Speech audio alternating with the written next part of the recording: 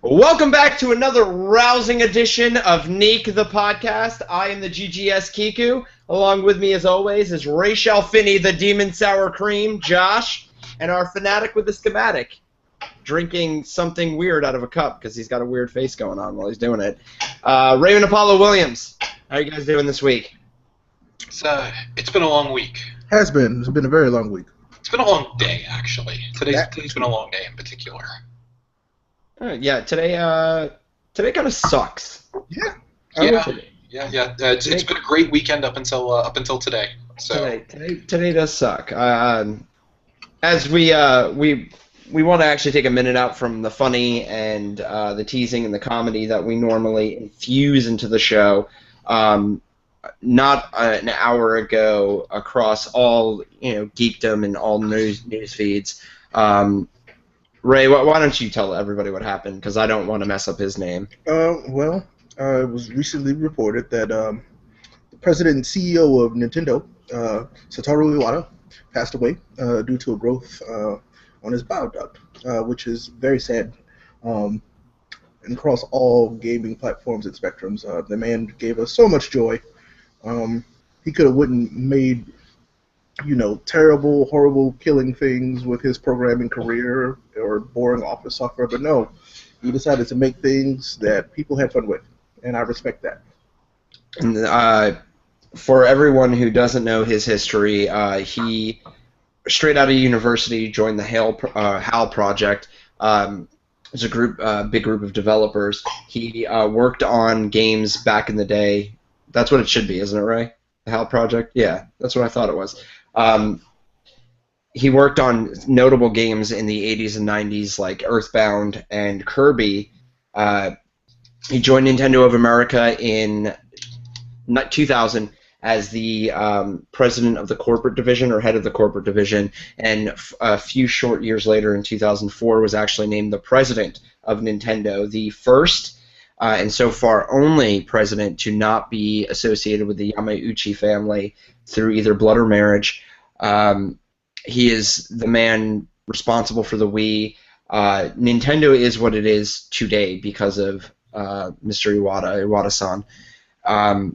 For as much as people like to point out that Mikimoto is, their main developer and he is the guy, Iwata-san is the other half to that whole. Those two are definitely Nintendo. He is a very influential man when it comes to video games, and even though me and Josh might have strayed from Nintendo and talk about we prefer to play games that are on a more mature level, you have to respect somebody who wanted to just make fun games and make fun games for the whole family and for everybody instead of going the easy route and making killing things, as Ray said before. Josh, do you have anything to add?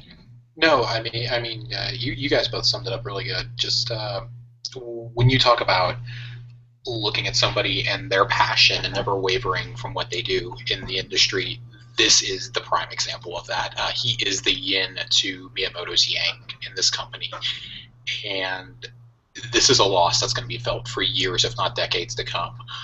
For as much as he was becoming embattled in the last few years with the Wii U, and as much criticism as he faced, I don't think anybody ever doubted that he was a visionary or even a revolutionary in the industry. And I'm a little worried for how Nintendo's going to come out on the other side of this. This was so unexpected. It's a sad day for gamers. It's a sad day for the industry as a whole. Yeah, I was telling my wife about it as soon as I read about it. I told them, not to try and compare or quantify any kind of passing. It's very much like Steve Jobs and when Apple lost Steve Jobs. Yeah. And so, things will be different moving forward, but you got to go tomorrow, move forward without him. It's really sad, but we'll have to see what Nintendo does next. I personally don't even want to think about what they're going to do next, because it's hard to see a company that has had a singular vision and has been successful on that singular vision and then lose the visionary. It's the same thing that happened with Apple. I'm a big Apple user, iPad, iPhone, but it's not the same product without Steve Jobs. Nintendo obviously was very popular before Mr. Iwata. They will be popular after, but the Wii was definitely a renaissance for them. The 3D, the 3DS, all of that stuff was a renaissance for them. And I think we should take, like we did for Mr. Leonard Nimoy on his passing on the show, we should take a moment of silence for Mr. Iwata-san.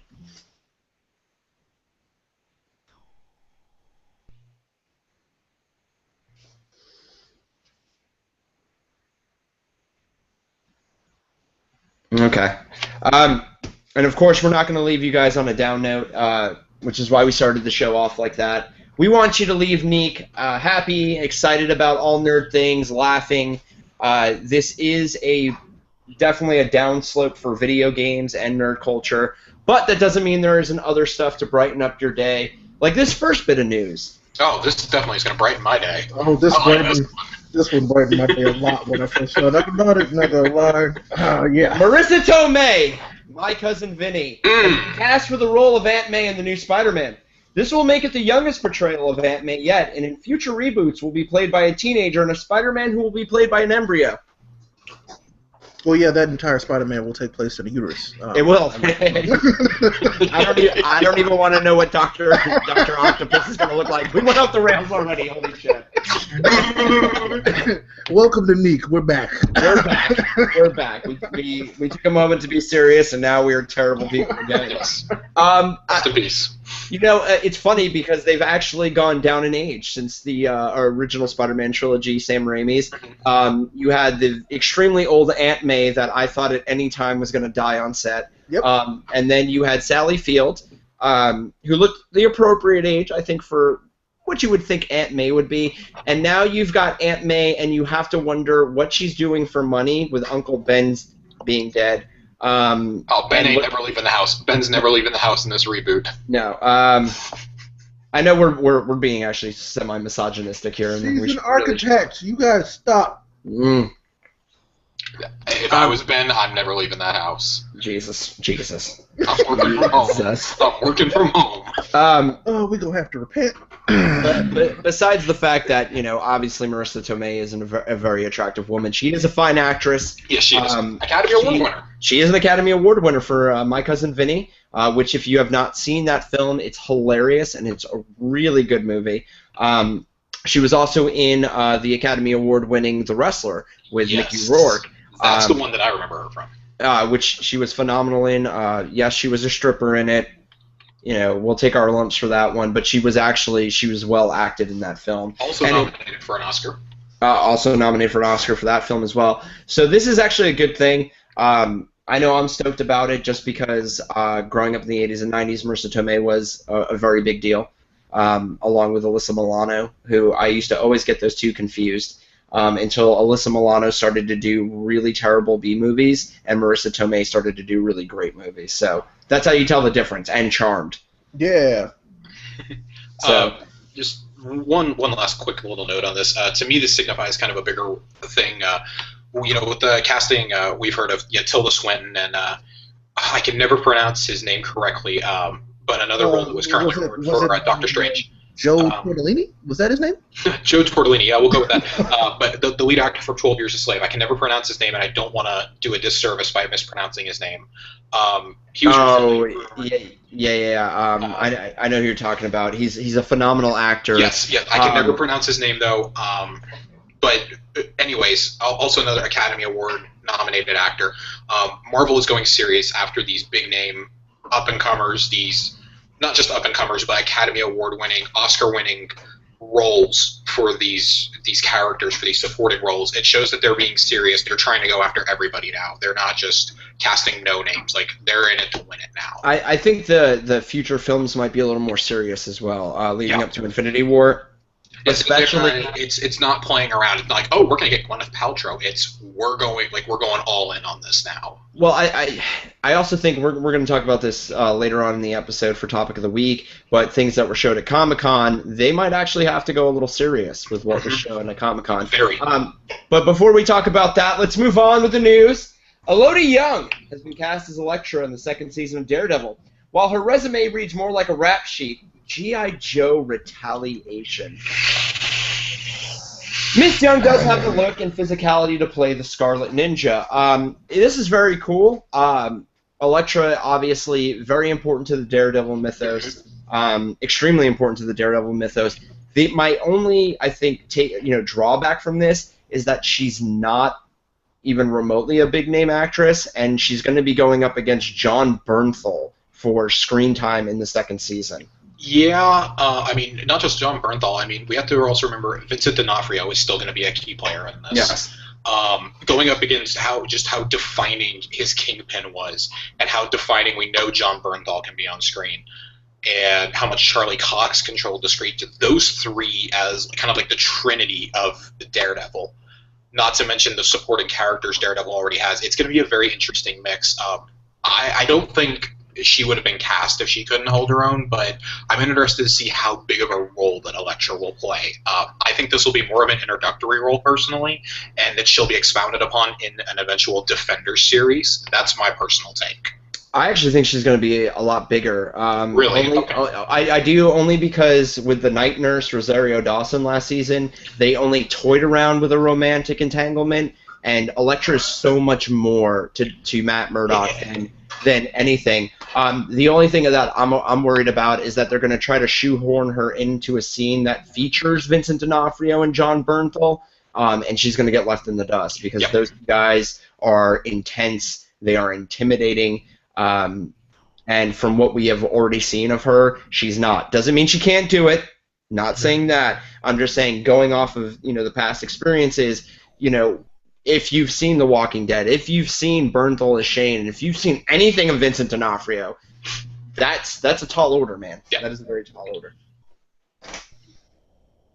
I'm waiting to see if Ray takes himself off of mute to actually get in on this, or if he's just... Yeah, I completely agree with you. Those guys are two powerhouses, and I mean, her rap sheet doesn't really give us too much confidence. I mean, we saw that we either saw that movie or you heard about the movie. We all know that it was not great.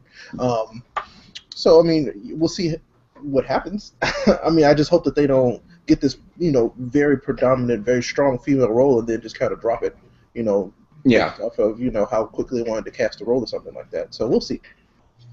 Okay. Well, I know this news. Yes. I was going to say excited Josh, but of course he just came in his pants before I even got a chance to read it. Phil Lord and Chris Miller have dropped out of the Flash film for DC and have joined the Evil Mouse Empire to co-direct a Han Solo prequel for the Star Wars anthology series. Anybody else hoping they do the entire film with Legos?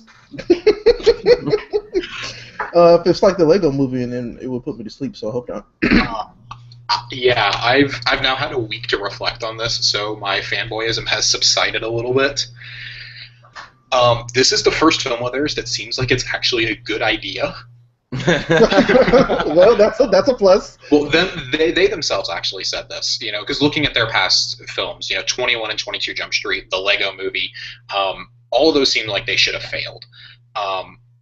Them doing the Han Solo prequel, though, they're just directing it. They're not writing it, so that automatically gives me some hope there. They're not writing it, so it's not going to be some stupid comedy. Given their track record, I do have a lot of faith in this. I have Lawrence Kasdan is writing it, and if there's anybody who can write Han Solo, it's Lawrence Kasdan, the writer of The Empire Strikes Back, writer of The Force Awakens, Return of the Jedi. This guy knows the Han Solo character.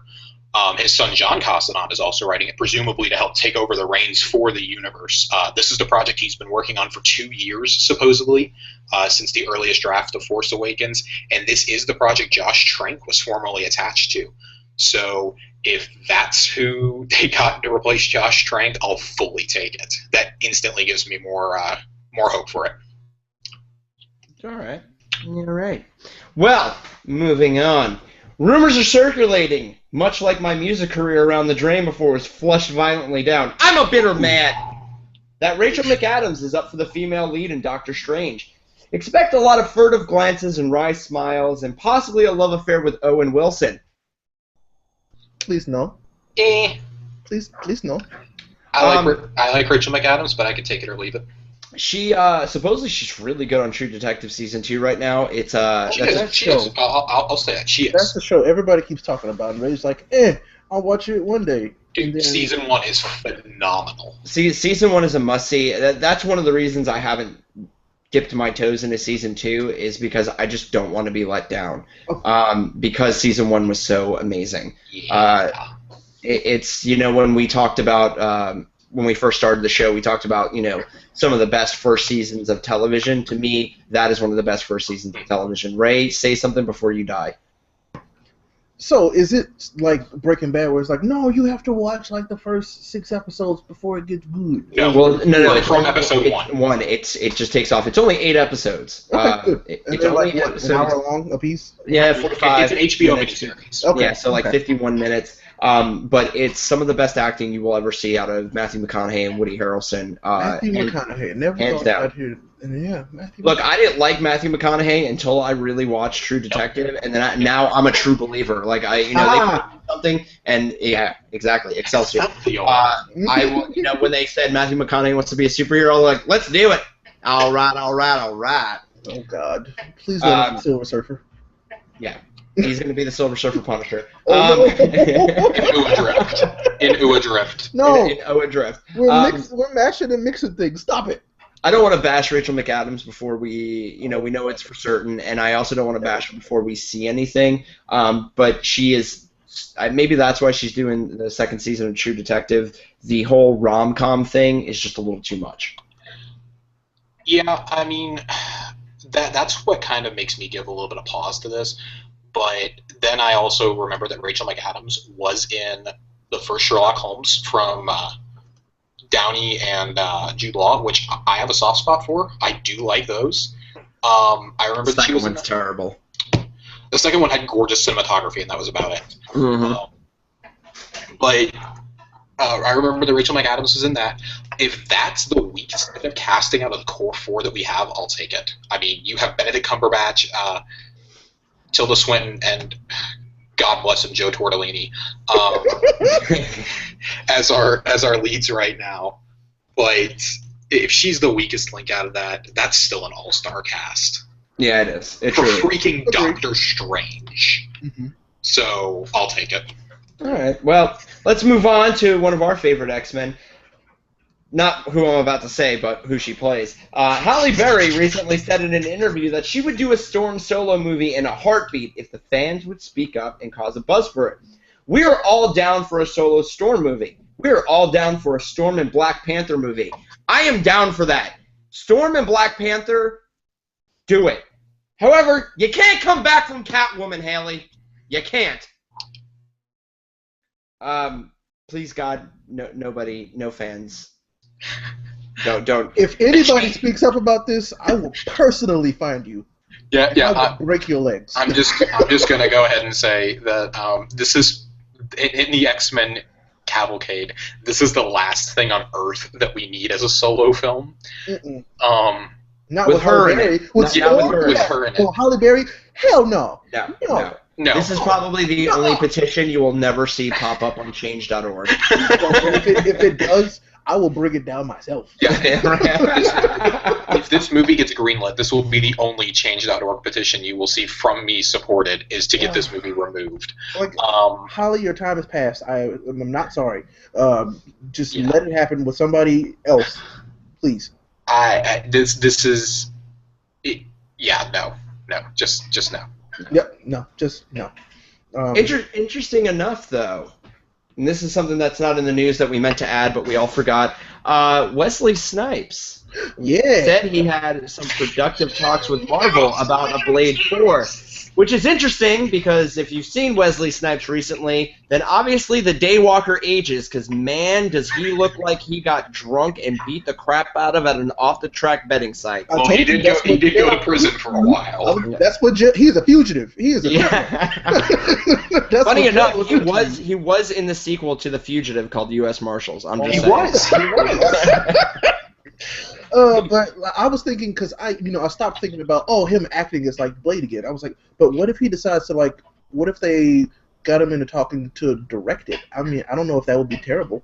Well, interesting enough, and this actually came out of Comic Con. Yeah, Comic Con. What am I saying? Comic Con. It was kill you, Ray, or kill you, Josh. I will kill you for whatever's wrong with your computer. What was that? I don't know. I hope nobody got to experience what we just experienced. But Yeah, they probably did. Yeah. But coming out of Comic Con, they were saying that starting in October, Blade will have a new comic series, and it will star not only Blade but his daughter Fallon Gray. With that being said, and the age of Wesley Snipes, that might be a logical next jumping point for the Blade character. Not only that, it could also be that they want to do Blade as a Netflix series. Which super A-okay with, by the way. Super A-okay with, because we will then have Blade, we will have Punisher, we will have Daredevil, and at that point Black Panther out. There is the possibility of either Midnight Suns or Marvel Knights. Yeah. And if Blade takes off well, we could possibly see Ghost Rider, since Marvel does retain the rights to that. And we've been saying since we started the show that Blade is the logical next step for a phase 2 of Netflix. Well, it was Punisher and Blade. We now have Punisher and Daredevil. Blade, I don't think would really fit into any of the not the into current the Defenders. Well, not to the Defenders, but for a Netflix style series. Oh no, sure, no. I knew you were saying that. I'm just saying that Ghost Rider and such. I mean, it's easier to bring the Punisher into any of the Defender series because he's the vigilante and whatnot. But all of a sudden Blade shows up in Jessica Jones and he's like, "You want to hunt vampires?" And she's like, "What the fuck is going on?" And then he goes to Spider-Man and he's like, "You want to hunt vampires?"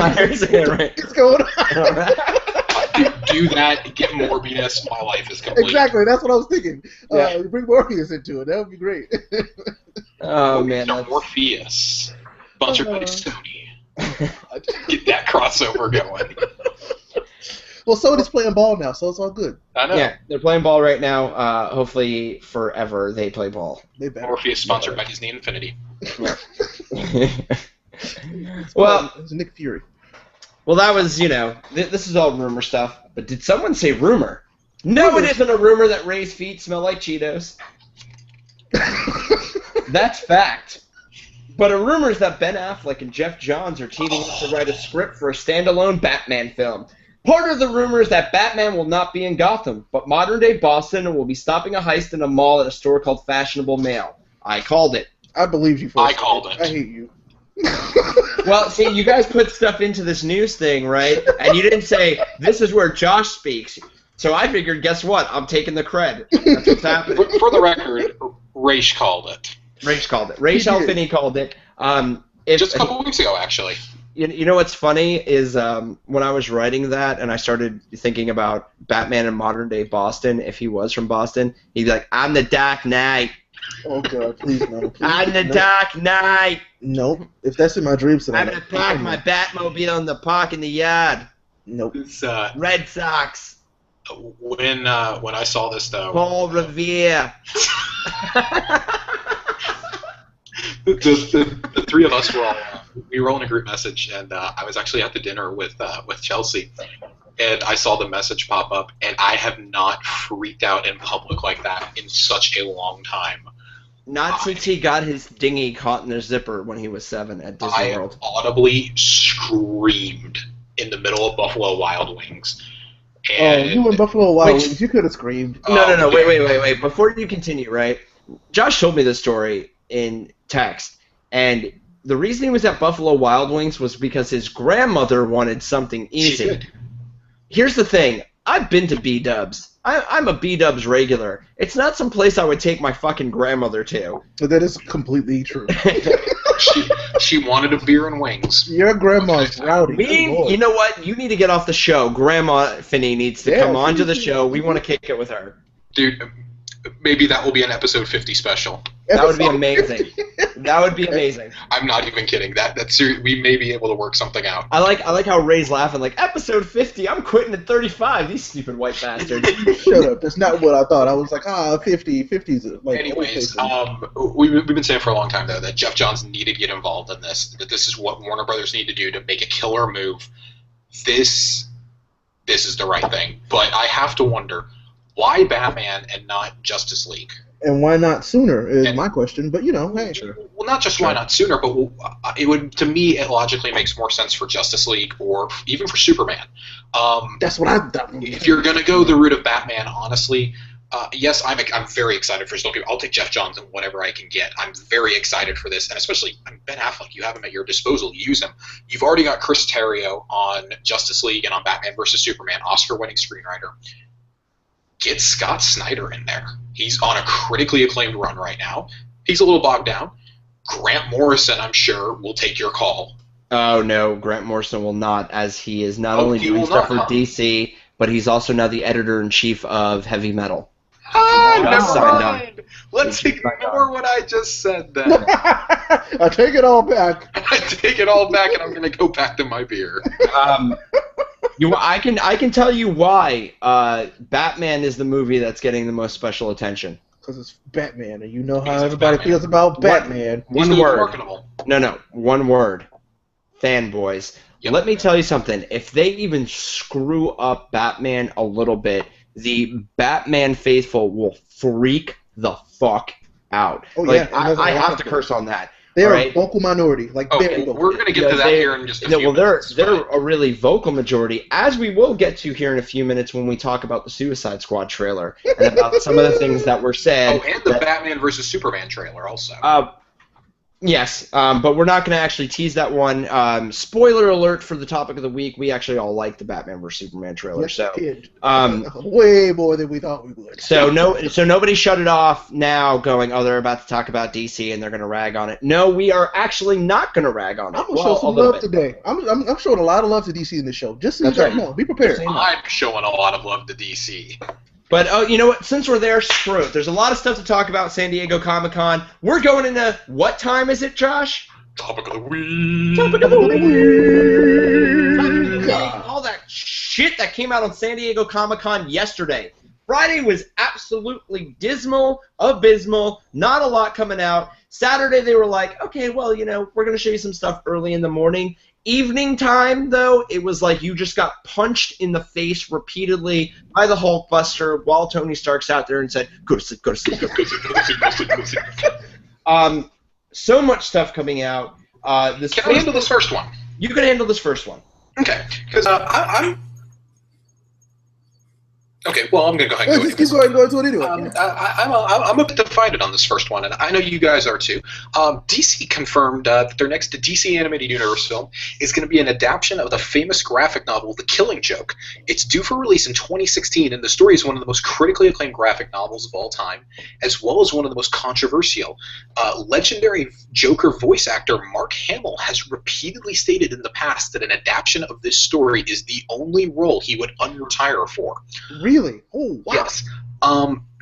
I simultaneously got excited and got a little bit worried when this got announced. I got excited because I do love the story of The Killing Joke, but I shared this concern with Kiku. I feel this is too hardcore to be made into an animated film. Kids buy these films. When I'm at the store, I see them buying these. I felt The Dark Knight Returns was almost too hardcore to be adapted. That was a PG-13 film, I believe.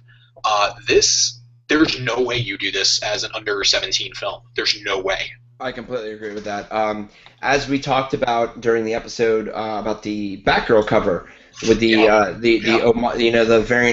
supposed variant cover for the homage to The Killing Joke, it's never outright stated, but it is suggested throughout the book that Barbara Gordon was not only paralyzed by Joker, but also raped. Now, obviously, they're not going to show or suggest that in the cartoon. However, that's part of, I don't want to say the appeal, but part of the danger of the Joker in that. The Killing Joke is the Joker completely off his leash, incredibly dangerous, no sort of boundaries whatsoever, and everything in it. I mean, Robin dies in that one, doesn't he? One of the Robins dies in that?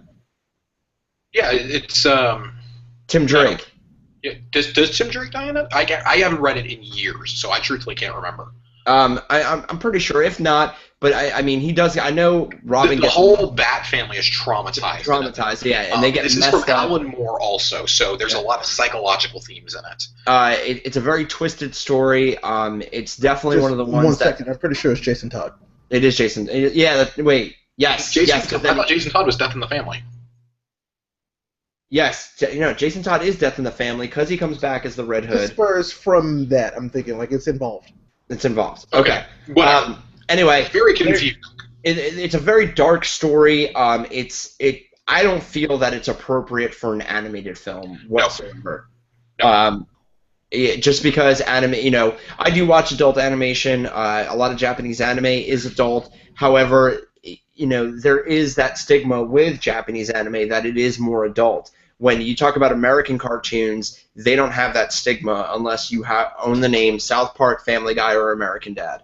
Another clarification: Death in the Family takes place right after the Killing Joke, so yes. Yes. Okay. Fair enough. It's just this. It feels wrong. So, like I said, I'm simultaneously excited and I'm afraid of the backlash that DC is going to face from this because they're not going to face backlash from the fans. The fans are excited for this. They want this. They want Mark Hamill to unretire for this, and so do I. But I'm worried because parents aren't going to look at this. They're going to say, "Oh, it's Batman." They're going to buy this for their kids. They're going to get home and watch it. And they're going to be, "Oh my God, what did we buy our kids?" Definitely needs some sort of disclaimer on the front of it, Yes. or whoever's selling it, or whatever it is. I mean, I'm looking forward to seeing it if they do it. Of course. Oh yeah.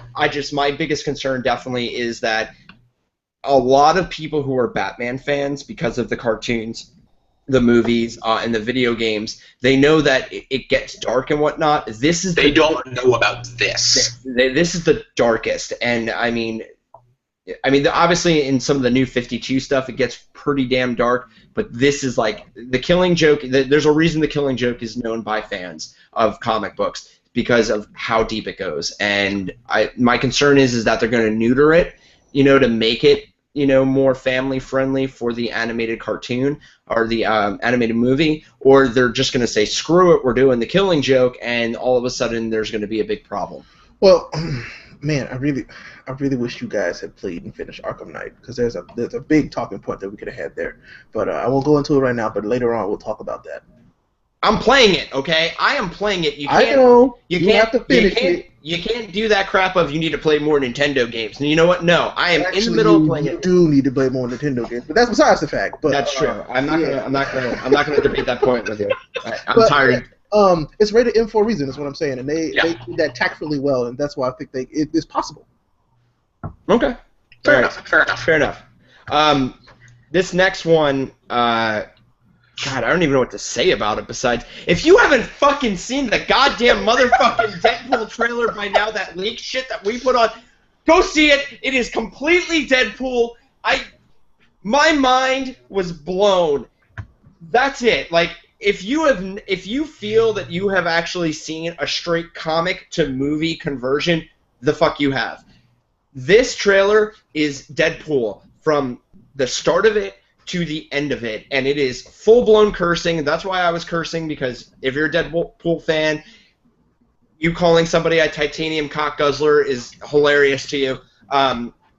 Or saying, God, it looks like Freddy Krueger's face got fucked by a topographical map of Utah.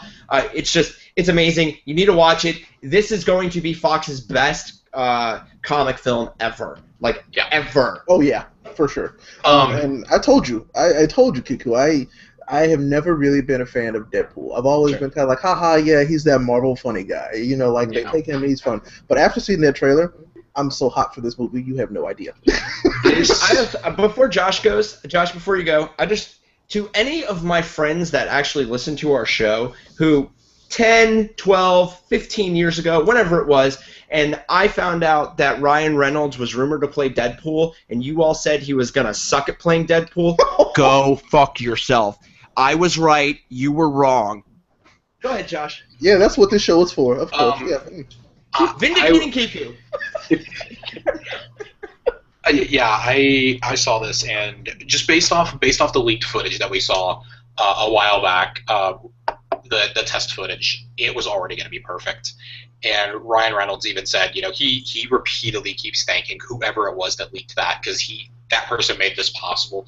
They make a nod to his role as Green Lantern in no, they don't. It's not a nod. It's a straight out joke. Don't make me green. Don't. No. Don't make the super suit green or animated. God, Perfect. I laughed so Perfect. hard. Just I laughed right in the jaw. so hard. Reynolds said during the Comic-Con panel that this is the last superhero he'll ever play. He's fought for over a decade to get this made. We've chronicled this since the filming started on Neek. This shot instantly to the top of my must-see list. Agreed. The only film, I will say I am more hyped for this film than any film coming out in the future other than Star Wars The Force Awakens. There's not a single film. Say that. Of course you would. I'm a fanboy there. I'm serious. I'm more hyped for this at this present moment, probably because there's no footage existing of it. I'm more hyped for this than I am for Captain America Civil War. Same. I really think I am. It's so like different. The most it's so straight comic to movie adaptation we have ever seen. Hey That's Ray. why What's this up? was comic booky thing. Hey Ray. Do you want to see me ruin Josh and his Star Wars fanboyism? Uh-oh. Yes. Cool. I'm a terrible friend. I hate you, Josh.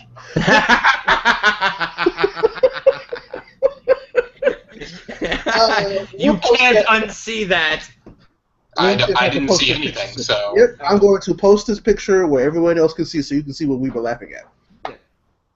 I'm not going to say that I'm more stoked for it than Captain America Civil War, but if anyone knows me personally, knows Deadpool is my favorite, my absolute favorite, and this is something I've been waiting for damn near 2 decades. Ever since Blade Trinity was made, and that movie was actually supposed to be Deadpool, well, according to the rumors.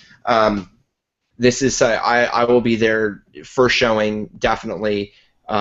Ready to just have a lot of fun with it because it looks like it is going to be just oodles of fun. And the costume is perfect. And the costume's perfect. The language is perfect.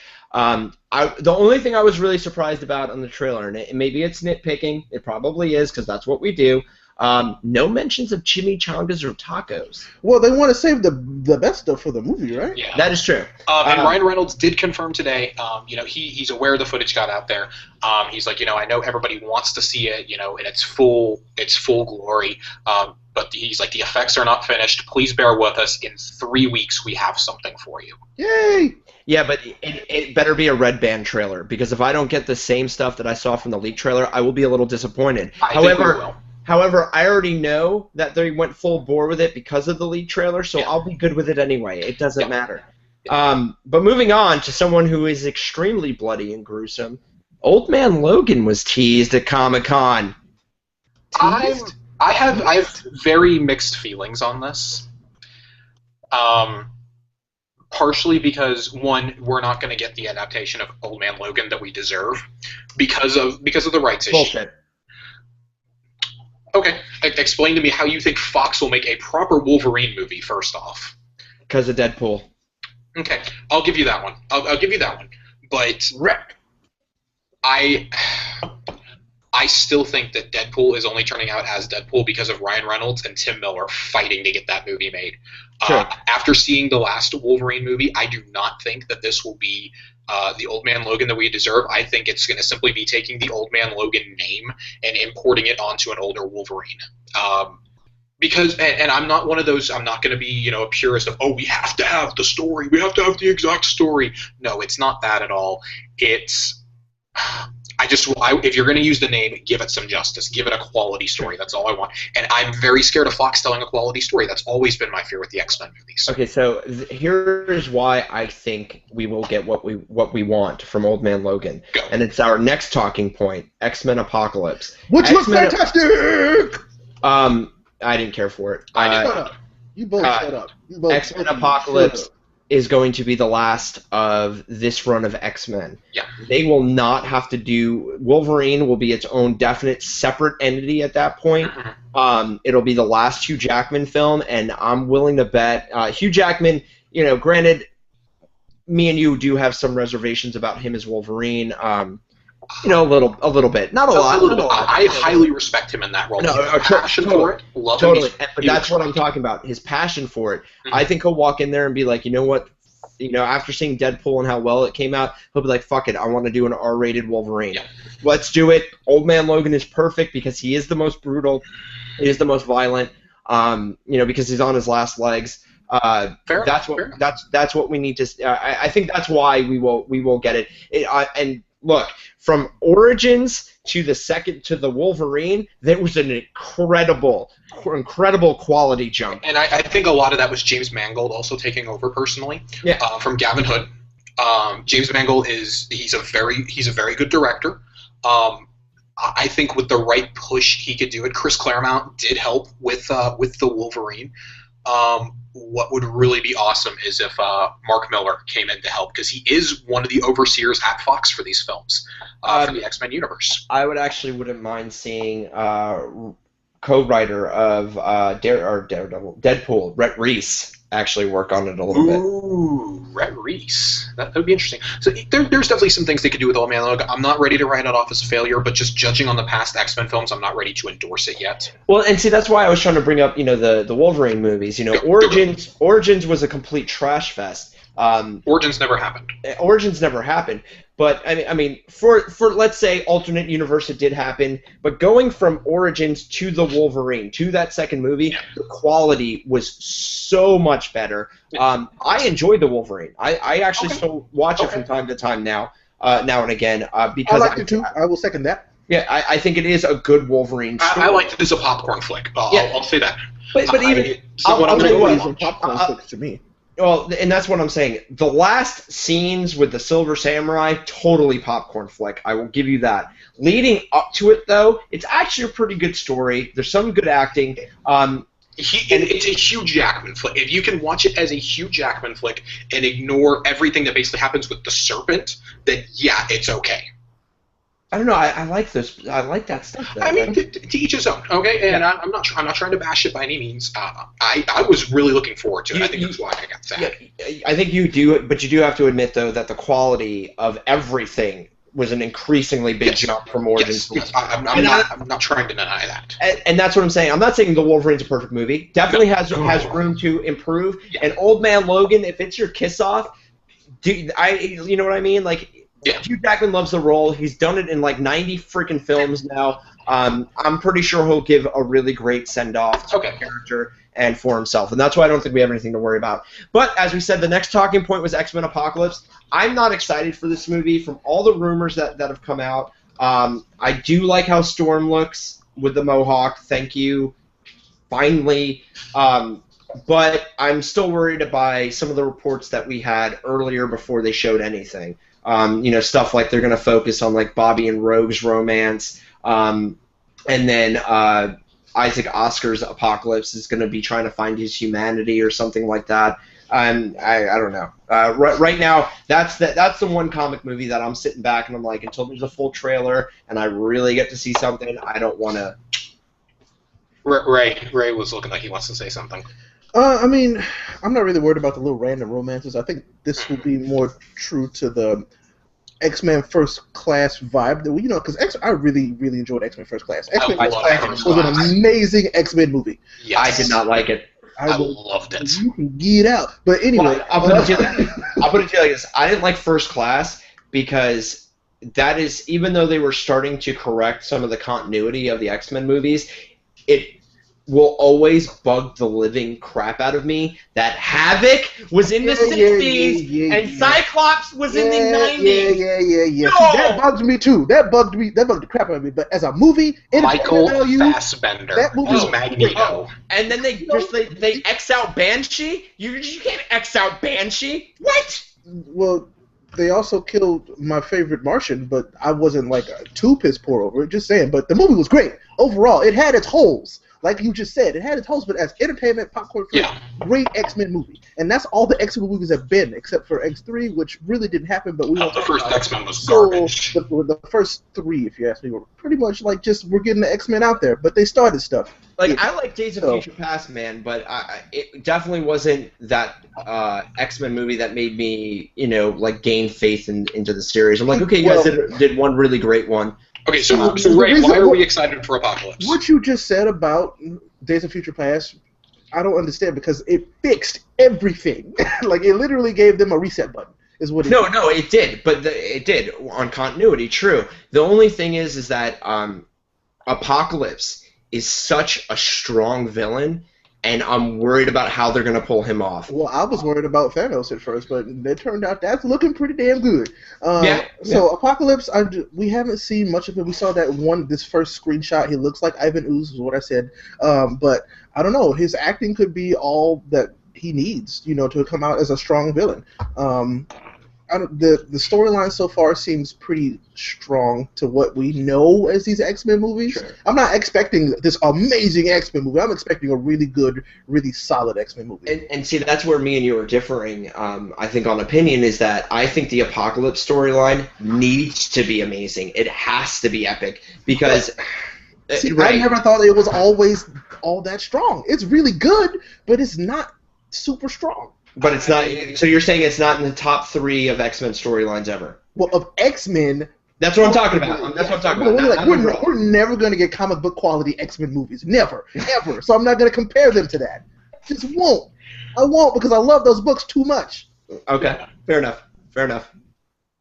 But with what we're getting, it looks really good to me. I mean, especially with the announced 4 Horsemen. Could be completely deadly and dangerous. I'm excited. I actually like most of the 4 Horsemen that they picked. Super stoked that we're gonna have Archangel, and I swear to God, though, if he gets only 5 minutes, like in every other fucking movie, I'm walking out of the theater. That is completely. I'm gonna need him to have his metallic wings. I need his metal wings. Not only that, if he only gets 5 minutes of screen time, Kika will stand up, middle finger the screen, and walk right out. All right, this is my favorite Horseman. I'm gonna hold. Oh, go ahead, Josh. No, I only have 1 or 2 really thoughts on this. I am gonna hold off a lot of my judgment until I see some footage on this. I've largely tried to stay away from some of the set leaks, and even Bryan Singer releases a lot of stuff on Instagram for his movies. I've tried to stay away from a lot of this because I love Age of Apocalypse. Age of Apocalypse was the first comic event I ever read when I was about 7 or 8. I remember picking up the back issues at my comic book store. All I knew was the X-Men from seeing the X-Men movie in theaters, and it was such a brutal storyline that I want to see this done justice. This is, for me, this is my Batman versus Superman, is seeing Age of Apocalypse play out on screen. And I already know that because it's Fox, it's not going to be done the justice it deserves. So I'm bracing myself now. But seeing an actor that I really, really love, Oscar Isaac, being Apocalypse, that gives me some sort of hope for this movie. I think he's a very strong up-and-comer. If you've never seen Inside Llewyn Davis, that gives me hope right there that he's going to do amazing in this. And I think a lot of the casting has been really heavily criticized. I like that a lot of newcomers and unknowns are in these roles, but I mean, Thor and Loki were nobodies at one point. Remember that. But outside of the core trio that we know of that are really strong actors, Oscar Isaac, Michael Fassbender, and James McAvoy, I'm finding it really hard to put a lot of my faith in this. The girl who plays Sansa Stark, man, is a phenomenal actress. I can't remember her name off the top of my head right now, but she's very good. She plays Jean Grey, right? Yes, she'll be Jean Grey. I haven't. I've largely tried to stay away from a lot of this, other than some of the casting news. I'm going to wait until a trailer comes out to make some final judgments, and but yeah, I'm keeping cautiously optimistic for this right now. That's okay, and that's always that's fair. That is fair. So, before we move on to the next topic, Josh, I pose a question to you. Yes. If Oscar Isaac is playing Apocalypse, does that make him Oscar the Grouch? Anyway, the Batman vs. Superman trailer. Batman vs. Superman. We talked about the teaser trailer in episode 11, and I do want to bring this up that you guys were very down on it. I hated it. And I let you guys talk. Yeah. But we talked about it, right? Even I said I was down on it first, but a friend of mine actually told me, look at it like this, think about it, watch it again, watch it a couple times, and then come back. And we talked about it, and you guys said, well, those would be interesting ideas.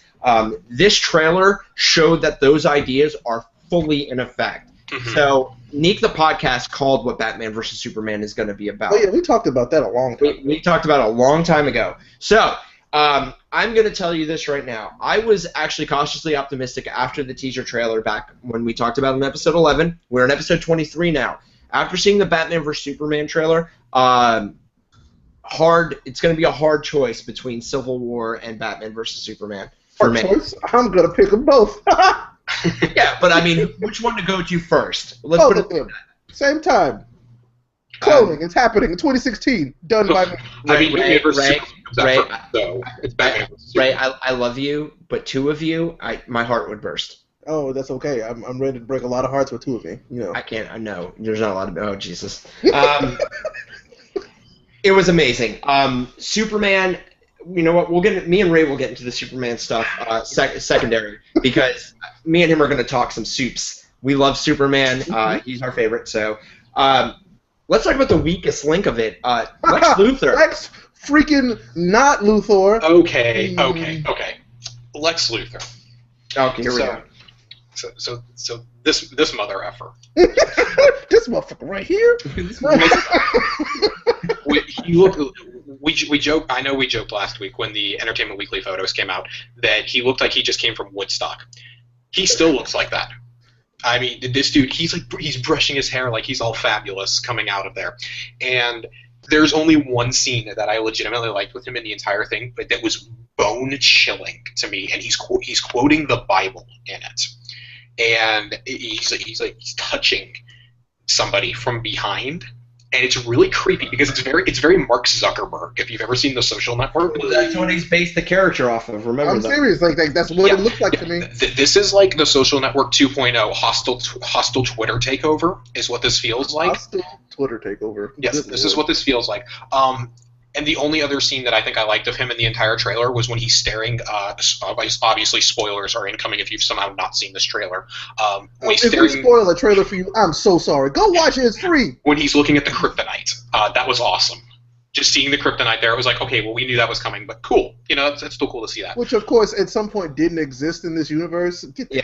Yeah. Which obviously from all the negative lashback for Man of Steel, they've made some changes, and I like the changes that they've made. And I mean, they made a lot of changes, but I'm going to say that a lot of the changes, it's like we were saying a couple episodes ago. I think it was back in 17 or 18 when we were reporting about the rewrites that were going on, and like we mentioned earlier in the episode, when Goyer got moved off the project, we were saying, you know, with Goyer being moved off and Chris Terrio coming on, all the negatives in this movie are going to be attributed to Goyer and to Zack Snyder. All the positives will be attributed to Chris Terrio and Ben Affleck being a part of this movie. Definitely. And I definitely, I even felt that vibe myself watching this trailer. I could feel that. My only fear after this trailer, my initial thoughts on this trailer, and Ray shared this with me as well, is the overall plot structure of this movie. True. What scares me going forward, because based off this trailer, it pretty much looks like it's going to be about 2 hours of them beating the crap out of each other. Which, like I told you, that makes me sad. Which we know that's not what it's going to be. Right, yeah. Right? But it's the build up to that. I love the scenes of Bruce Wayne being in Metropolis. That makes it much more personal. I saw a side-by-side comparison of some of the shots from Man of Steel and some of the shots from the trailer of how literally it's the exact same shot but flipped. That was just mind-blowing. The same skyscraper is falling, but it's reversed. That attention to detail, I don't like Zack Snyder, but that blew my mind that he went back and did that. Kiku's about to pop. What's happening? Kiku, what do you want to say? First, I want to say something about Lex Luthor. Sorry. Oh, he sucks. That's all I'm going to say. Sorry, bye. Well, no, look, and this isn't me holding on to nostalgia. I love Gene Hackman. I thought he was a good Lex Luthor. I loved Kevin Spacey as Lex Luthor. Kevin Spacey. However, okay, and I must make this clear, we have never had a true Lex Luthor when it comes to these movies, when it comes to these films, especially the modern Lex Luthor. This Lex Luthor doesn't fit to this world to me at all. If they would have taken the modern Lex Luthor from things like All-Star Superman, or if they would have taken the modern Lex Luthor from Birthright, or even from Earth 1, where he's not actually a villain in Earth 1, funny enough. But my favorite, I think, Lex Luthor scene in more of the modern graphic novels is from All-Star Superman, where Lex Luthor is in jail and he's talking to Clark Kent and he's working out and he's getting muscular. Now, mind you, Lex Luthor is the greatest criminal mind of our time, right? Quoting Gene Hackman. Intellectually, he's almost on par with Superman and his scientific mind, but he will always be weaker. But he's physically, but he's always striving to be better than Superman. Always. And that is something that we have never seen in the films. We have never seen that. And this Jesse Eisenberg Lex Luthor, while looks like he's going to be playing the mind games like Lex Luthor does, feels more like a Batman villain than he does a Superman villain. And that's a shame. It really is a shame. I'm not saying he's not going to do a good job with what he has, but if you ask me if that's Lex Luthor, no. Nope. If you ask me if Gene Hackman is Lex Luthor, I'll be like, no. Kevin Spacey, no.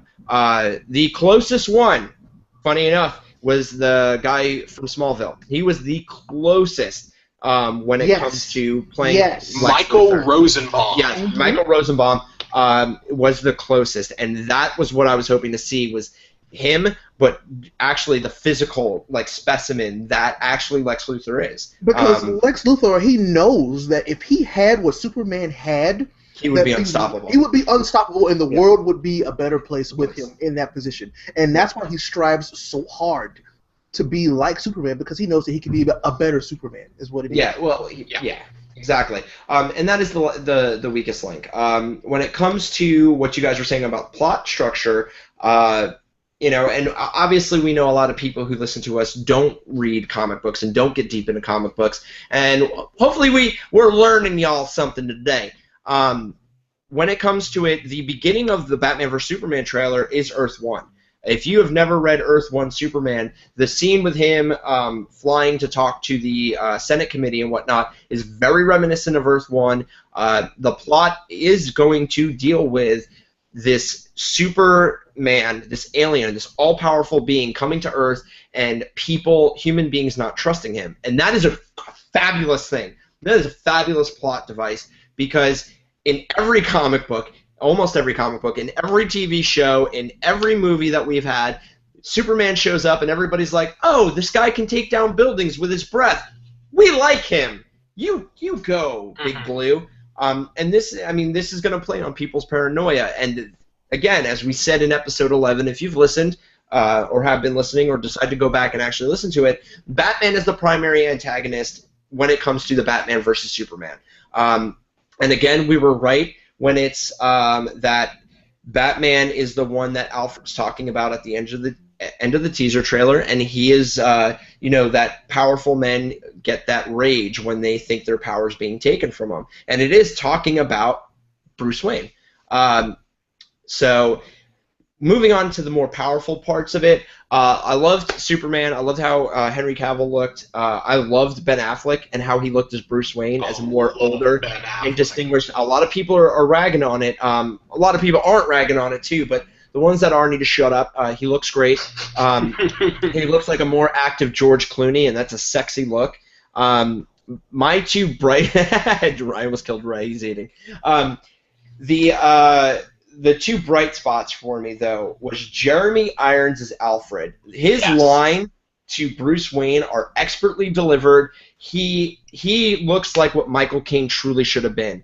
This is Jeremy Irons in the few scenes that you get to see him in, is that Alfred that would never leave Bruce Wayne. Because Alfred would never leave Bruce Wayne. Yep, and and a lot of people were like, oh my God, is Robert Downey Jr. in a Batman movie? And I'm like, oh my God, folks. God, no. Yes, they were both doing an amazing job as this, but Jeremy Irons was like, he's killing that role. I was very skeptical of his casting until this trailer. Let me tell you something. When I'm saying it's a bright spot among all that stuff, trust me, it's a bright spot. The second and most important bright spot, Wonder Woman. Oh my God. Let me tell you something. Any misgivings that I had... Yeah, oh my goodness, it's a giveaway. Oh goodness. Gal Gadot, I have nothing negative left to say. All of that's gone. The fact that they changed her uniform to look more like Justice League War Wonder Woman, with the right colors, mind you. It's blue and it's red and it's silver. Amazing. And she banged the bangles together, man, and messed some stuff up. She told y'all. She put it down. She put it down on us. She told y'all. She's like, it's gonna be fine. Wait till you see it, and we didn't see it, and it's amazing. It's good. It's amazing. Super stoked to see her. The one thing that I kind of wish they would have shown was Jason Momoa's Aquaman, and that's just because I'm a Yeah. Momoa fan. And after seeing the picture, I'm totally stoked for his take on it. But Gal Gadot, if you have not seen the trailer, or you have and you're still a little nervous about it, watch it again because she looks on point. She looks like a real life Diana. And I'm stoked about it. I said to y'all as soon as we saw that trailer, I was like, that was, out of everything shown in that was the absolute best moment for me, was seeing a Batman versus Superman trailer.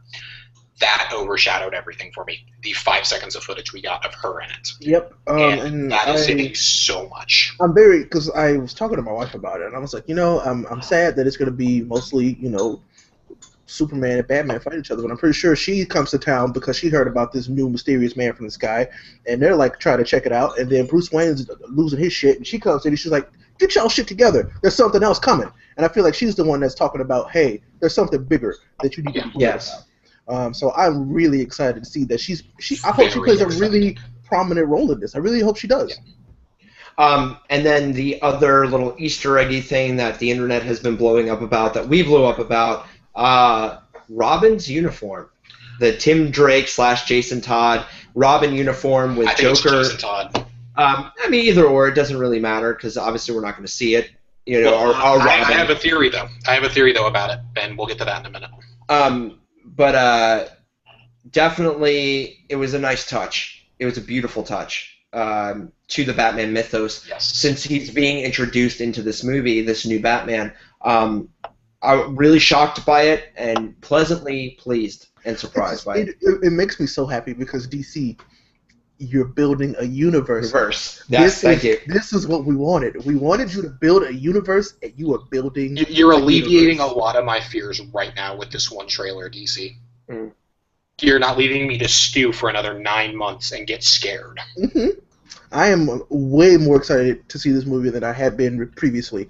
I'm still kind of cautious on the plot, but I'm going to see this cautious. Movie. I'm still going to see this cautious. movie because actually I don't even care about the plot no more because I'm getting Batman and Superman fighting, and if Superman don't win, I'll tell you what, I'm gonna write you a very lengthy tweet with 140 characters. Well, and that was something. Ray, you and I actually. Boys.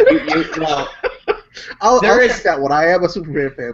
Yes, and so am I. And the one thing that I was kind of like really was when Batman like jumps on top of Kal-El and kicks him through the roof. I was like, what? Oh man, I don't know. I mean, like, you set that up. That window was rigged to blink. You barely kicked him through that window. Come on, I'm pretty sure. Was that an abandoned building? Was it already on fire? Is everybody okay? Like, I know, right? But I mean, again, it's like Batman. You saw what he did in Metropolis. You want that to be you?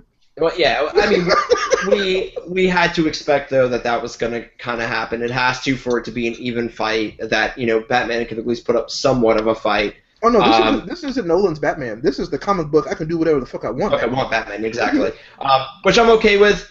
But again, if Batman wins, there will be 2 angry letters being written. Yes. 3. Okay. All right, good. We're bringing Josh onto the big blue side. If we didn't have the third one, it's logical. Exactly. I'm a Batman fanatic, but come on. Yeah. And if he gets shot with a kryptonite bullet in this movie, I swear to all things holy on this planet, I will end it. Fair enough. Anyways. Moving on to the other DC film, DC Super... DC. That's it. That's the new name for that movie. DC's Burner. Super Smash Brothers Suicide Squad. The trailer was leaked. The beginning with Amanda Waller, I actually really enjoyed. Viola Davis doing her thing. She looks so good. She does. That impressed me. I was like, whoa, just like Amanda Waller. The cinematography. I actually thought she was. You know who I actually thought she was at first? I was like, did CCH Pounder take over for Viola Davis? Straight up. Hey, CCH Pounder can act, man. I don't care what anybody says. I love her. But she did really almost like dead on, like impersonation. So that's dope. After that, and look, I understand why people want to go see this movie. I get it, okay? But the movie's called Suicide Squad. It's not called fucking Harley Quinn and her Goon Squad. All right. Thank you. Out of 2 minutes, 3 minutes of footage, however long it was, 3 it minutes. showed more Harley Quinn than it did the rest of the Suicide Squad by a lot, not by a little, by a lot. Because they know who they're selling this movie to. And that dialogue was just so cringe. Oh, I'm not gonna lie. What are we, some kind of Suicide Squad? The only part that I watched with the sound on was with Amanda Waller, and then I muted the rest. I'm not gonna lie. I'm sorry. No. And that's the thing is that dialogue was very good. She was very good in that scene. I have nothing negative to say about it. The rest of it went downhill. Yeah, the rest of it went downhill. You can be a Harley Quinn fan. I understand that. Okay, she's not using Harley's voice, which is a trademark thing of the character. Yeah. Okay, fine, I get it. You don't want to use it. You change Batman's voice all the time. You change, other things. Cool, whatever. That's semi-forgivable. But that teaser trailer, what it showed was not enough for me to feel like this movie is going to be a great thing, because it looks like all it's doing is setting up Harley to go to the Joker and Batman to chase him. That's all that trailer looked like to me. I think it's really shitty that they didn't show any of the other Suicide Squad, other than they showed Rick Flag and Deadshot a few times. They showed Killer Croc once, and then after that, you didn't see anybody. You saw Katana once. You saw El Diablo once. Oh, and or was that Firefly? I think it was Diablo. It was Diablo. Yeah, but I mean, it's real quick. You know what I mean? But there are actually scenes with Harley Quinn talking, and nobody. You know what I mean? And it was just like, come on. We all know that we have known this movie is going to be laughably bad for a long time. But that's the thing is that, and we're about to get to that, because there's some shit that Josh told us that almost made me throw my chair through my window. First off, there's a joke line towards the end of it with Harley Quinn where she's in Joker's Porsche and Batman's on the hood of it or whatever, or trying to jump over to it, and she's like, they crash through something. She's like, I hope we have good insurance. It wasn't funny. No. Maybe I'm just expecting more out of the clown duo, but whatever.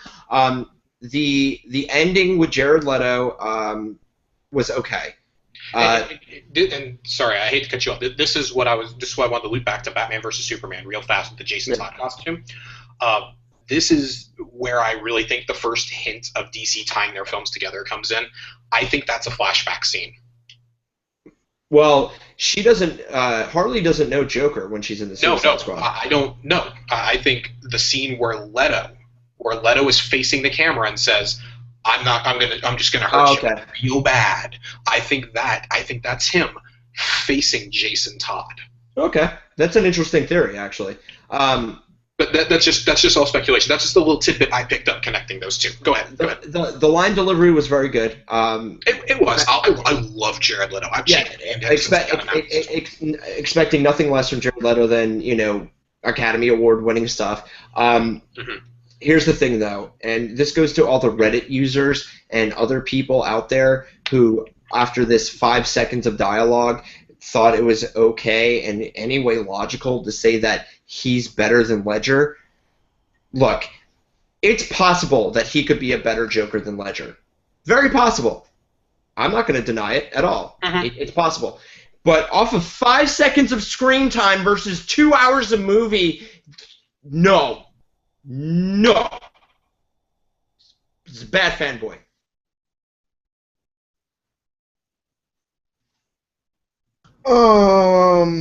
I just listened to it, the Joker voice, because I needed to contribute to the conversation.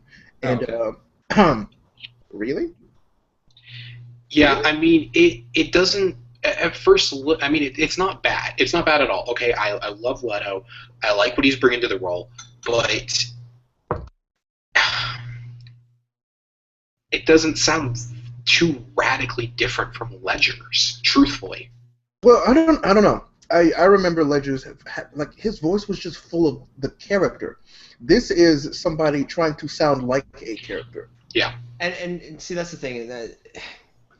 Look, man, Heath Ledger, what he did with the Joker for The Dark Knight, goes beyond what a lot of other people would do or could do. Oh, yeah. And that's not saying that Heath Ledger's a better actor than Jared Leto by any stretch of the imagination. The thing is, though, is that if you are a fan of film of any sort, at any level, it doesn't matter, and you watch Heath Ledger in any of those scenes, all right, there's, a lot of times when you watch an actor act, there are moments where you can tell when it's the regular person and then their character. I dare you to go back and watch The Dark Knight and show me that, even for a brief second, where you say, "Oh, that's Heath Ledger," or Absolutely. "That's the Joker." Absolutely. There's tics, there's mannerisms during that performance that just are mind-boggling. If you know anything about film or about acting, even, it's crazy how much he embodied that character. That doesn't mean Leto's not going to do a good job. No, I just think that after 5 seconds of him saying one freaking line, to go out there and be like, "Oh, he's going to be better than Ledger," like, let me tell you something, man. There's a reason that he won the Academy Award, and it wasn't because he died. I'm just saying. That's also as bad as the people, and probably all the same people who are like, "This blows anything that Marvel's ever done out of the water. Yes. This is the best thing ever with anything DC announced this weekend." No, please don't do, no, just don't. Yeah, fanboyism is a terrible thing. I mean, we say the exact same thing for Marvel, right? Mhm. We get rightfully stoked for whenever Marvel says stuff, but we call them out on their things if it doesn't look good, right? And we're stoked for Batman versus Superman. We're not that stoked for this. This is still a year out. There's still plenty of time for this movie to look exciting. I'm not going to lie. This movie could completely turn around in a year and get me hyped. There is tons of time. I'm going to be honest, with you, and this is where my bias will always sit. I think the Suicide Squad is a middling of the road comic series to begin with. And I think they're great characters as an ensemble cast behind like another character like an Arrow. I also think that, and I know this. I don't even have to guess this. This is DC's attempt at being Guardians of the Galaxy, and I don't appreciate it. Not because they're copying Marvel, and not because they're copying Marvel, but for a company to go out there and be like, "We're not going to do anything Marvel does," and then try to put up competition to it where it's almost the same exact thing. You know what? I'm like, okay, cool. Well, you guys are.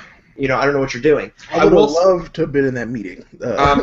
I will say this. The Batman vs. Superman trailer definitely got me more stoked for that film than I think almost any Marvel trailer has ever done, save for the original Age of Ultron trailer with Spader's voice. That's exactly what I was going to say. That trailer was masterfully put together. This trailer was masterfully put together as well, but I think it had to gain more ground. Age of Ultron, we were anticipating. Batman vs. Superman, we were kind of like, please be good, and then we were, like, oh my god, it's amazing. Here's the only thing that I will say. The last thing I have to say in regards to anything DC, before we move on, is that in regards to their trailers, Marvel has never had to really sell me on anything necessarily. That is also true, except for Ant-Man for me, but they did that. Yeah, I mean, it never really had to sell me on anything. And that's because I know who's at the helm. Kevin Feige's at the helm. I knew what I was getting when I started jumping in. After Iron Man was awesome. I've been unashamed of my love for Iron Man 2 and of the original Thor, the original Captain America. By the time the Avengers came out, shoot, you already have my money. You've proven yourself to me after I doubted you a couple of times. But a trailer never had to sell me on anything. Well, and that's part of our Marvel fanboyism, for sure. It is. It absolutely is. And it's like I was never going to not go see Batman versus Superman. It's just I needed that legitimate trailer to ease my fears. But I'm also going to throw this out there, too. When it comes to the first films of the universes, right, you have Man of Steel versus Iron Man 1. Oh, man, the night and day difference, literally. It is a night and day difference, but not only that, a lot of people who love Man of Steel have gone on record and said Iron Man is pretty damn near close to the best superhero film you could ever watch because of the fact that it hits all the right beats, it does exactly what it needs to do, it wastes no time with anything, and there's no controversy about it. I mean, that was a once in a generation movie. Yeah, exactly. When it comes to that. So I think, after, you go see Man of Steel and then you go see Iron Man, you come out of Iron Man going, I'm ready for the next thing. I now have faith in them. You come out of Man of Steel and a lot of, myself, who's a huge Superman fan, was like, If they do a sequel, this shit better be so much better. And I understand. I felt that way. Like it almost kind of hurt watching that movie Yes. the very first time, because it's like, I really expected them to build upon something else, but when it ended, it just ended. 2 words: Zack Snyder. Yeah. You know what? I'm not going to throw the blame baton around or anything. I'm not either. It's just he's so hit and miss. That's true. That's very true. He's made incredible films. One of his most polarizing of all time is Watchmen. And I have, again, been completely unashamed in my love for the Watchmen. And I love that book. I love the comic, and I loved his interpretation personally. Well, according to Alan Moore, nobody can turn his books into great films. So yeah, well, screw Alan Moore. So, anyways, that's all I have to say on this. And again, the Batman vs Superman trailer has done leagues of just awesomeness. Like, it's made up so much for what. Did you say it's done leagues of justice to DC? It has. Oh my Totally. God. Suicide Squad still, even with the leaked trailer. I know a lot of people are trying to defend it by going, "Oh, but it's just a leaked trailer." Well, watch Deadpool, because for a leaked trailer, Deadpool pumped me up. Suicide Squad made me go, "There's still nothing." I mean, if you don't want to say it, I'm not look interested. at the Batman vs Superman trailer, and then you're like, no, it's just a leaked trailer. Look at that trailer. What I don't understand is how people said. There's so many people who've told me personally to my face that Suicide Squad looks better than Batman vs Superman. I want to punch them in the mouth. Yeah, Suicide Squad looks like it's good for me. That's gonna be a it's just popcorn like, flick. if you say that, please don't tell me that. Please don't talk to me ever again. Like, I understand that everybody's entitled to their opinion, but some of them are stupid. We respect all opinions. But no, we don't. Would be stupid. Well, let's lift people up. But obviously calling them stupid, we're not respecting them. And look, guys. You can like a property, completely. You can love Harley Quinn. You can be looking forward to it, and that's fine. But if you're going to take that fanboyism to like a ridiculous length, like saying it looks better than the Batman vs Superman trailer, then you need to get fucked, because that is ridiculous. If you want to go see it and you liked it, man, awesome. But let's not make go support what you want to. Yeah, go support what you want to. We fully support you in doing that. But let's not say shit that just isn't true. Yep, exactly. Don't lie to me. Don't lie to my face. Don't lie to my face. This next piece of news, though, made me really excited, even though it was just a name drop. Really though, I guess it made me excited too, but I don't know. Well, we need more news for it, but we're still going to talk about it. They announced that they're going to do a Green Lantern Corps movie. It is very specific to note that it's not called Green Lantern. It's called the Green Lantern Corps, which means that the movie's most likely going to focus on all of them, rather as opposed to just one of them. Our minds and our theories spun wildly out of control with this. The one that we're really curious at who is going to be the Earth Lantern, because obviously we're going to have a representative, and we already know who it's going to be, because the sequel is going to be called Oh Adrift. It's most likely going to be Tyrese, so we're going to get Jon Stewart. I hope it is Jon Stewart. I really do. It's going to be Kyle. I'm telling you, it's going to be Kyle. It's not going to be fucking Kyle. It's going to be Kyle Rayner. Look, no one wants a bowl-cut-haired superhero anymore. Like, it's not 1993. I don't know. Ray says Kyle. I say Jon Stewart. It could be. One of my crazy theories was, what if it's just all of them? If it's all of them, hey, great. Actually, Green Lantern Corps makes it seem like it's going to be more than one. Yeah. Well, I mean, there's all the other planets too. I think the focus is really going to be on the focus will be on the Earth Lantern. Sure. And I think really, if you're going to do this, if you're going to reboot it right, you're going to do it with Jon Stewart. Yeah. I could only hope. You know that's who I really want. Yeah. But I did. I know. I can feel it in my balls. It's gonna be. Well, and that's the thing is that, it's gonna be Kyle. It's funny that you said feel it in your balls, because he's a homosexual character now. There's the joke for that one. Actually, what I was gonna say though is that it's hit or hit whether you pick Jon Stewart or Kyle Rayner, especially when it comes to social justice warriors. Yep. Either you're getting the ethnic character or you're getting the homosexual character, which I'm fine with either or. We know that Neek is completely open to everything. We don't give a shit. Unless you're saying stuff like Suicide Squad looks better than Batman vs Superman, Then then we we don't care. like. Then we care. Then we care about that stuff. I honestly, man, I really think it's going to be Jon Stewart, not to satisfy any sort of social agenda, but because he is the second most popular Green Lantern out there right now, behind Hal Jordan. So, Kyle Rayner, if they do it, hey, cool. They might actually do Kyle Rayner because they do have Cyborg. So they might want to do the, You can't have two black people in the limelight at once, as Hollywood has taught me. well, you can, sort of. It depends. Looking at you, Agents of Shield. Yeah, that's right. They did. They were like, no, there's too many of you. That's too many. No, one of you has got to go. I think they literally just pulled straws, and he got the short one. Most likely. Rip trip. But on that, Kyle Rayner would make a great addition, especially because he is a gay character, and we have not seen that yet. We do not have a representative of homosexuals in the superhero film genre. So I would be cool with that, really just based off of that fact, because it would give a different dimension to these movies, and I would appreciate it. I know a lot of other people would appreciate it too. Jon Stewart, I love Jon Stewart. Oh, he's my favorite. Because of his stodginess and his, he will not, bend or break the rules. I love it. And he's a very strong character otherwise. I only love Hal Jordan because he's a flyboy, basically. Well, I like Hal Jordan for, his story. His story's really good too. Mm-hmm. Jon Stewart, though, getting equally close to being as good as Hal Jordan. That's true. But yeah, I like Hal, not Hal, but John is more of a character than anything else. So yes, for sure. Josh. Yes. I know if I read this next one, I'm going to be in some sort of. I heard that you cried. Trouble. I heard that you cried. He was weeping. It wasn't crying. It was weeping. This actually, this was the panel that I was looking forward to most, and even though we didn't get a new trailer, I think this was honestly better. I'm not going to waste a whole lot of time on it, but there was a Lucasfilm panel. No, I'm actually going to try to be really conservative of our time. We're starting to run out of time.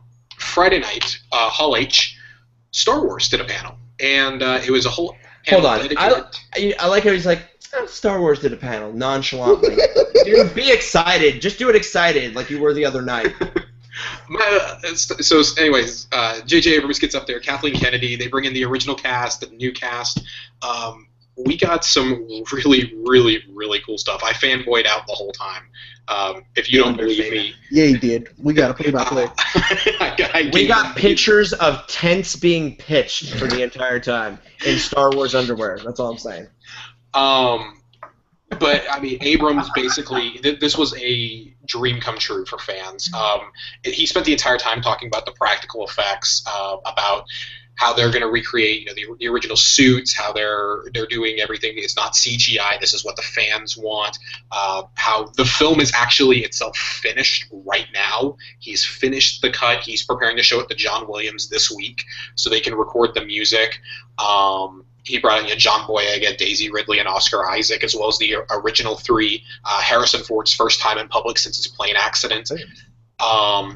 But then he also brought out Adam Driver, Gwendolyn Christine, and Domhnall Gleeson, confirming who each of them will be playing. Obviously, Kylo Ren, Captain Phasma, who's that just badass-looking clone trooper that Rey seems to love. It's Daniel Craig. Stop saying shit. It's fucking Daniel Craig. Did they unmask him? Did they unmask him at the hall? And then No, you're not answering my question. Did they take off his mask at the panel? It's a girl. Captain Phasma. Yes, Captain Phasma is a girl. I don't believe you. Gwendolyn Christine is a girl. No, bullshit. Anyways, that's misdirection. That's David Blaine. They said that David Blaine. Domhnall Gleeson is the big bad, really. He's the commanding officer of the First Order, who's the replacement for the Imperials, General Hux. Or Hux, excuse me. Hux. It's very Star Warsy names. The other ones sound cooler, but I'll give you that. He's described as he's not quite a Sith, but he's not Admiral Piet either. And he has a cloak. Everybody has a cloak in this movie. Every bad guy has a freaking cloak. I love it. The coolest nod, though, was his base is called Starkiller Base. which, for those of you who don't know, Wow. that was the Wow. name of the character in Force Unleashed. I hate them so much. Like, Also, that was the original name of Luke Skywalker in the very true. first draft of Star Wars. So that cool, going back to the nostalgia. In the movie Blue Harvest. In the movie Blue Harvest. Red October. Some other little tidbits that they dropped there. Rogue One starts shooting in 3 weeks. Wow. Gareth Edwards is going to start shooting that in 3 weeks, so we'll hear all the official details literally the day after Mission Impossible Rogue Nation comes out due to some bizarre agreement there. Somehow Paramount is afraid that we're going to get Rogue Nation and Star Wars mixed up. And then how J.J. Abrams actually fought for the Christmas release date, even though Disney wanted it out this past May, a few weeks after Age of Ultron, for the traditional Memorial Day release weekend. So happy that didn't happen. I am too. We talked about this, the three of us did, how that would have, one, demolished Age of Ultron's international earnings, but also it just, I'm one for tradition, but this movie's it's gonna completely dominate the fall. It's gonna dominate Christmas. Well, when we were talking about that, Josh, you had said that the international market had opened before the American market on Age of Ultron, which is true. However, Japan did not. Japan opened a week or two afterwards. And for those, we've said it before on the show, and I'm going to reiterate it again. Japanese people China are huge fans of Star Wars. Totally would have demolished AOU's numbers. Yeah, totally. Because it's Star Wars. There's nothing like it in the world. No cultural other phenomenon ever exists like this. Two other little tidbits before we go into the behind-the-scenes video they showed us. No more trailers will come until the fall, until just before this movie comes out. God. Abrams does not want any footage out there. He's adamant about that. And Simon Pegg cameos in the movie. What? Oh, good. That was really cool. That was shown in the behind-the-scenes vid. In lieu of new footage, he gave us a 3.5-minute behind-the-scenes video showing the creature effects. How he's Captain Phasma. Everybody is in costume. There were some quick little snippets from John Boyega, Oscar Isaac, Daisy Ridley, Mark Hamill. We see Carrie Fisher in costume for the first time. You still don't see Mark Hamill in costume, just a quick little headshot of him talking to the camera. Peter Mayhew getting in the Chewbacca suit. It was really cool to nerd out to, seeing some of the crashed starships, seeing the Falcon's cockpit flying around. General Nux. It was just so cool to see the passion that everybody working on this movie has. It sounds awesome like that. I want to watch it. I hope they put it up for us to see soon. They did. It came out officially as soon as the panel ended. Sweet. They put it up. Okay, so I want to watch that. Yeah. But so fans that were there were kind of like, well, why are you going to put it up for everybody? Like, what was the point of us? So they took everybody that was in Hall H to a free concert hosted by John Williams himself. Wow. Afterwards, I was just like, man, J.J. Abrams is the coolest guy. He is. Yes. He knows how to put on a show. He did this at Star Wars All of Celebration. those people in Hall H are assholes, and I hate every single one of them. Oh goodness, yeah, but I'm really excited for Star Wars. Like this, really. I did say, as Ray and Kiku teased me earlier, I did cry. I did shed a couple of tears. I likened it to seeing an old friend again. As I've said repeatedly, this is my first claim to geekdom. This is my first and true geek love. Like, these guys love Superman. Ray loves his video games. This is and always will be my number one geek love that I will come back to time and time again. I never again thought I would get a legitimate Star Wars movie, and to see this going back the way of the original trilogy and not the prequels is a dream come true. Truth. December 18th cannot get here fast enough. Oh, and before you start saying that Superman's like my all-time top, I was using it as an example. I will have you know, sir, I have 2 very large Star Wars tattoos on my person. I know you do. I'm using it as an example. That's all. Just saying, around a certain hole is the Death Star. That's all I'm saying. Oh God, no! Please, nobody wanted that image. Please, no. And actually, I know that's not true. That is not true at all. Or maybe it is. Personally.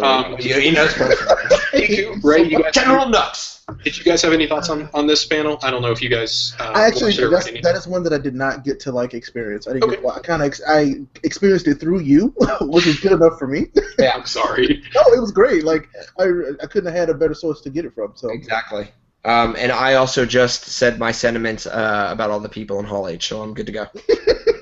Assholes. One last little thing I did write General down. Knox. One last little tidbit I did write down. When Abrams was taking questions from people in the audience, two kids asked him about diversity. It was estimated they were probably about 10 or 11 years old. They asked him about I diversity. wonder how much they paid them. Yeah, I was wondering too. They asked him about diversity in the universe and if he's going to add any Asians to the cast. Well, that's a legitimate question, actually. But they have them in the cast. And I guess in like lead roles or something. Oh, okay. Because Tony Jaa's in it, isn't he? Was that? I thought that was Donnie Yen. Donnie Yen was just cast this last week. Yeah. But Tony Jaa is in Force Awakens. In a very small role. Yeah, but I mean, him and his stunt team are like doing stuff throughout the whole movie. Yeah, but I mean, I guess they're asking like if it's like a legitimate like big role. I mean, we're talking. Okay, I got you. And Abrams, all he responded, he didn't really dodge the question, but all he said was that Finn and Rey, the two leads in this film, were never intended to be a specific race, and they could have been anybody. And I really appreciated that answer. That's a very smart answer. That made me very happy, and that also makes me very happy for the implications of the film as a whole, for the storytelling aspect. So, well, it just means that he picked the people who he felt were right for the role, exactly, not based on anything else besides do they fit the role. That's it. That's what we've always stressed that here on the show, and based off the little bit that we've seen, I mean, especially we've seen John Boyega and stuff before. If you've ever seen Attack the Block, you know John Boyega is going to be awesome. Great movie. If you have not, seriously go see that. John Boyega is awesome. Daisy Ridley, from the little bit we've seen in the trailers, she's going to be great in this. Boyega was freaking out like a kid at Comic-Con this whole week. Well, he is a kid, and as we know, he's my age. He's my age. So. I mean, as we also know that his dad makes him do all the dishes every night at dinner time because he refuses to give him secrets about episode 7. It's true. It's a picture. I mean, there's a picture and a tweet about it. Lucasfilm released the whole panel online. The entire hour and a half long panel. If you're listening to this and you have any sort of passion for this, I highly recommend going and listening to it. The stories that these guys were telling, especially the new actors, were hilarious. Harrison Ford had some great stories about coming back to the set. Him and Mark Hamill were reminiscing about it. It's great. But yeah, that's all I have to say. Okay. And moving on to the last bit of news. Yes. So Ray can say it. Milestone Media. Milestone Media. This was weird to me because it kind of snuck out there. Yep. It literally came out like nobody was talking about it. It just kind of came out there, but it was written about and published yesterday, but it was like pushed out today for some reason. I guess because yesterday had such huge news that it would have gotten swallowed, man. But to me, this is like Omega level incredible with Milestone Media coming back. I mean, Jim Lee even said it. He said Milestone Comics was the biggest thing to come out of the 90s, and it was, and then it just kind of fell apart. But it will be returning. I know, with the creation of a new Earth M, meaning they're bringing back the Dakotaverse, which there's so much hope because Static Shock is coming back home. Boy. Who? Static Shock is coming home. Static Shock. Yes, shut up. You shut your mouth right now. Joe Tortellini. Yeah, I hate you guys. Jaden So anyway, you guys know Reginald Hudlin. He worked on the Static Shock, the animated series. He didn't actually write the original Static comics, but he worked on the animated series. But he will be working on the comics now, which I think is huge. It will be so good for that character because he took Static and translated him, to a more open audience. But, an African American character, he made him accessible to everybody just about. He told that story really well, and for him to be on this new, venture they're working on with Milestone, I'm so pumped. And I'm sure he won't just be working on Static. He'll be working on, Icon, Hardware, everybody else. It'll be great. So with Milestone Media back, we will truly start to see more diversity from DC, and that's amazing. Yeah, for sure. I wasn't very familiar with it until I started reading about Milestone Media, but they never just set out to make your straight white character. It was always a mix of races, mix of sexual preferences, and social beliefs, political beliefs, religious beliefs. So there will be something for everyone. That is true. So I'm really excited because I was like, DC, you're making my day. Like, please keep it up. Like, if they could have done anything to make me happy, this was it. Yeah. It was actually, and again, it was really surprising. It was just kind of like all of a sudden, hey, guess what? Guess what? This is coming back. It's like, what? Okay, I'll take it.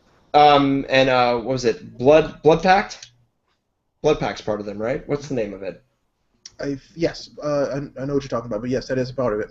Hold on one second. You posted it, and it's actually something I used to read, and it was really good. And now I can't find it. Oh, wait, there it is. OMFG, this is it. By the way, we're on our Facebook page right now looking at the stuff, and you could be too if you joined. Yes. Yes, what Kiku said. We have a very friendly community of people. We all talk about this fun stuff. I mean, there's a lot of inside jokes, but if you listen to the show more often, you get those inside jokes too. Like General Nux! That's a new one that's never going to go away. I mispronounced Domhnall Gleeson's character already. I've already ruined it. Nope, it's done. We have to quit. I mixed Star Wars with Mad Max. Well, show's over, guys. Time to go. Yep. Pack it up. I can't find this right now in all this wording stuffies. But yeah, looking forward to it. It's Blood Pact. Blood Pact. Yeah, that's what I thought. Blood Pact was really good too. A lot of diversity in that series. A lot of which we are so hoping that will actually happen in more things. Yeah. So hoping that happens with more things, which is always a good thing. Always a good thing. Everybody should be involved. Everybody. Except people who say that Suicide Squad looks better than Batman vs Superman. You should be put on your own island. Anyway, with that, we are going to wrap up Topic of the Week. I will say that this San Diego Comic-Con for myself was not that amazing. There was a lot of cool stuff that came out of it. However, it was all on Saturday. Friday and Sunday was a wasteland. Obviously, Marvel's presence was sorely missed. Not saying DC didn't do a great job. What they showed was amazing. Fox, did a great job as well. But I really think that having the third head there would have made it truly special. I think we all agree on that.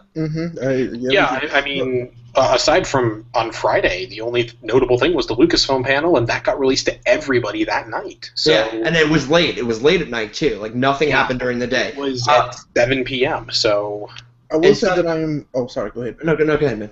I will say I am actually kind of glad that Marvel kind of sidestepped and was like, "Hey, we'll let kind of the things that we currently have that we're coming out with shine more than talking about the future again, because then the future will be more developed come the next time they start talking about it, which will be really good to see and hear." I also don't think they want to spoil anything for Civil War yet. The next time that we're going to see Marvel is at D23 coming up in a couple of months. In Tokyo. Yeah, in November. Which will be cool. We're also waiting for that for Kingdom Hearts. You bastards better give me my goddamn release date. Just saying. Video games, full circle. Ray might burn houses down for certain things. I will burn a country down for that thing. But that being said, let's wrap it up, guys. Any shout-outs this week? Nope. No? All right. Once again, I do want to remind everybody about Iwata-san and Nintendo. Go out there if you own a Nintendo system. If you have a friend who owns a Nintendo system, man, do a gaming marathon on a Nintendo system. 3DS, 2DS, it doesn't matter. The Wii, the GameCube. If you can find a GameCube or a Wii, which was during his reign as president and CEO of the company, throw something in. Let it be Mario. Let it be Legend of Zelda. Sunshine would be a recommendation from me and Josh for sure. Mario RPG would be mine. Wind Waker. Or Mario Galaxy more. Mario Galaxy, Mario for Water. sure. Yes. For sure. Go do that, man. Go do that. Celebrate the man's memory who gave everybody else such great memories. And with that, this episode of Neek is over. I hope you guys enjoyed the episode. I hope you like me cursing a whole bunch. I hope you like Ray having some opinions. And I hope you like Josh crying with a tent pitched in a Star Wars underwear. With that, thanks for the middle finger, Ray. You guys keep it nerdy, and we'll catch you next week.